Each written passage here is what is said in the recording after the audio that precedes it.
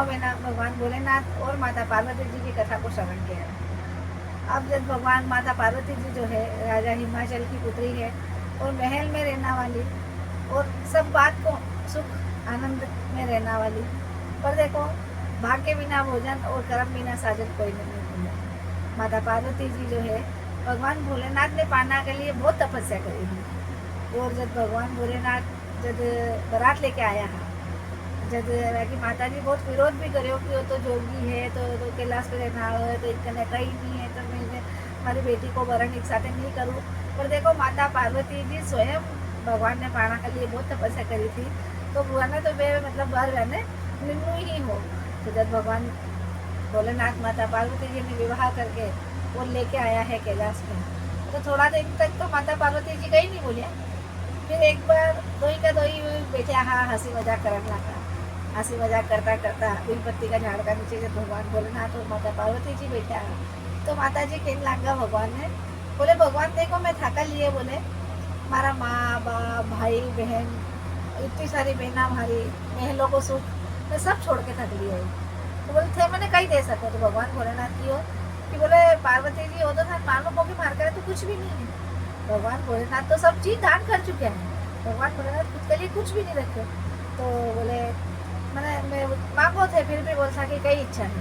तो पार्वती जी बोले कि देखो, बोले भगवान मैंने कहीं नहीं चाहिए, मैंने साथ तो था कोई चाहिए, पर भारी बोले जैसे मैं हमारा पिताजी काटे महल छोड़ के आई है, तो मैंने तो बोले था कि तो सोना को महल चाहिए। तो पार्वती जी तो भगवान की परीक्षा लेता है कि भगवान कहीं नहीं है, अक्कन तो बेलपत्ती का झाड़ का नीचे बैठे हैं, ये कटू मत सोना को महल बना के दे। तो भगवान भोलेनाथ ने जब माता पार्वती जी जीत करी है, तो भोलेनाथ बोले मैंने तो सोना को ही महल चाहिए, अपने थाक साथे नहीं रहे। तो भगवान भोलेनाथ की देखो पार्वती जी बोले थाका भाग्य में मतलब महल को सुख नहीं है, क्योंकि तुम्हारी पत्नी है, मैं जैसो रहूँ वैसो थाने हमेशा हमारे साथ रहना पड़ेगी। तो बोले अपना भाग्य में बोले कुछ भी नहीं है, मैं तो बोले दान दाता है, मैं तो वहाँ कहीं नहीं रखी और न वहाँ कहीं कहीं जीवन में रहना है। तो बोले था जीत मत करो, फिर भी पार्वती जी जीत करी है और भगवान भोलेनाथ को सोना को महल मांगे है। तो भगवान भोलेनाथ बार बार की तो बना दे पर था रे नहीं पाओ, तो बोले नहीं, बोले भगवान से बना बता। तो भगवान भोलेनाथ तो देखो जो सब कुछ लुटा सके है ऊपर सब आ भी सके है। भगवान भोलेनाथ आँख बंद करी, माता पार्वती जी ने की थे भी आँख बंद करो। माता पार्वती जी आँख बंद करी, भगवान भोलेनाथ आँख बंद करी, भगवान भोलेनाथ विश्वकर्मा को आवाहन करे और विश्वकर्मा जी आके भगवान की पलक झपके उतनी देर में सोना की नगरी बना के माता पार्वती जी के लिए चले गए हैं। भगवान भोलेनाथ जैसे ही आँख खोली देखी तो सोना की नगरी, सोना को महल माता पार्वती जी के लिए भगवान भोलेनाथ बनवा दिए है। फिर पार्वती जी ने भगवान भोलेनाथ की है बोले गौरा आँखें खोलो। आप गौरा जैसे ही आँखें खोलिया है देखे तो महल में ही बैठे हैं। तो गौरा मैया एकदम लज्जित हुआ, बोले भगवान थे तो सही में बोले मान लिए, बोले प्रसन्न भी हुआ लज्जित भी हुआ कि भगवान ने था कि परीक्षा लेती है, बोले पर थे तो सही में मान लिए, बोले सोना को महल बना दिए। तो भगवान भोलेनाथ की माता पार्वती जी की देखो कोई भी नया मकान आप अगर बना हुआ है तो उनको वास्तु पूजन जरूर हो, जब तक आप वास्तु पूजन नहीं कराओ घर रहना लायक नहीं हो है। तो भगवान भोलेनाथ की है और माता पार्वती जी किया बोले कि बोले भगवान भोलेनाथ की महल में रहेगा तो सही, पर अपन को वास्तु पूजन तो करवाना पड़ेगी, कोई कोई पंडित ने जरूर बुलाना पड़ेगी। तो भगवान भोलेनाथ कहीं करियो है, बोले पार्वती जी था कि जो इच्छा हुई वो पंडित ने बुलाओ। तो देखो जो राजा रावण है वे भी ऋषि की संतान है, तो वे भी ब्राह्मण है। तो राजा रावण ने ब्राह्मण मतलब पूरी तपस्या करता है, भगवान भोलेनाथ का बहुत बड़ा भक्त था वे भी। तो भगवान भोलेनाथ ने भोलेनाथ की है मैं रावण ने बुलाऊँ, तो वे बोले था कि बोले जो वास्तु पूजन है महल को ठाको गोभेद कर दे। अब राजा रावण आया है, भगवान मतलब ब्राह्मण पुत्र हाँ, तो वे मतलब पंडित है को ज्ञान वाले पूरो हो और पूजन पाठ भगवान भोलेनाथ की आराधना सब बहुत ज़्यादा करता है। भगवान भोलेनाथ ने वे इष्ट माने।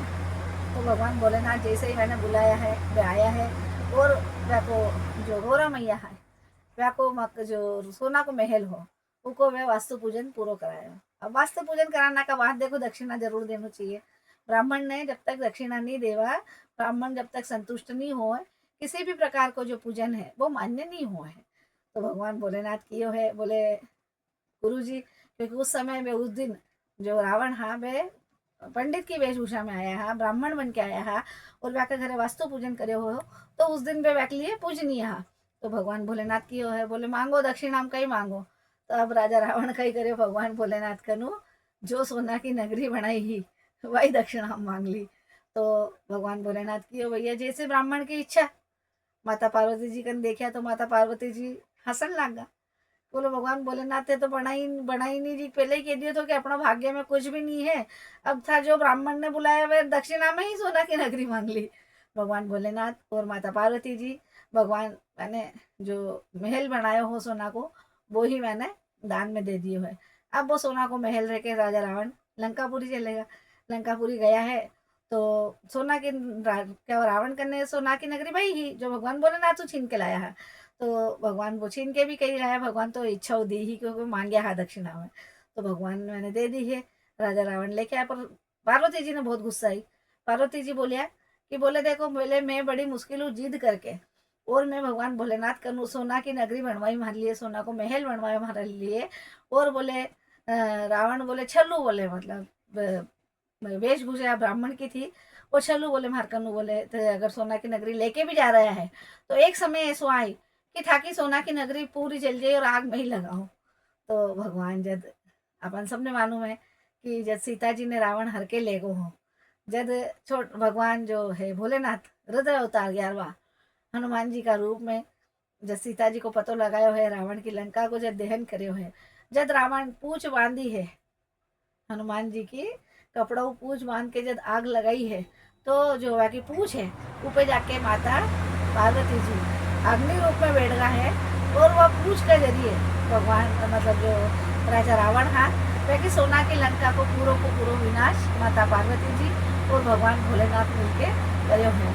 तो भगवान भोलेनाथ और माता पार्वती जी के नहीं के तो धनवान बना दे और के जो फकीर बना दे। भगवान भोलेनाथ की अपन ने पूरा श्रावण को महीनों जितनी ज़्यादा हो सके तन मन धन आराधना करनी चाहिए। और जिन्हें जो चाहिए श्रावण को महीना बहुत अच्छा है, भगवान का मांगना करिए। भगवान ये महीना भर में आप जो चावा है वह हर इच्छा अपनी जैसे माता पार्वती जी की सोना की लंका देके भगवान इच्छा पूरी करेगी। और जैसे रावण ने घमंड आयो हो, देखो कोई भी चीज़ है अपना करने धन संपत्ति वैभव आने के बाद इंसान ने कभी भी घमंड नहीं करना चाहिए। रावण जब सोना की लंका लेके चल सोना की नगरी भगवान का लेके चले वो जब उन्हें घमंड आयो सीता जी को हरण करे जब छोटा सा मानव रूप में आके भगवान उनकी लंका जला दी है। तो कभी अपना ने कोई चीज़ को घमंड नहीं करना चाहिए। भगवान जी तो दियो है उतना में संतोष करना चाहिए और भगवान को श्रावण भर ओम नमः शिवाय भगवत मतलब ओम नमः शिवाय को जाप करनी चाहिए और भगवान भोलेनाथ में नमन करना चाहिए।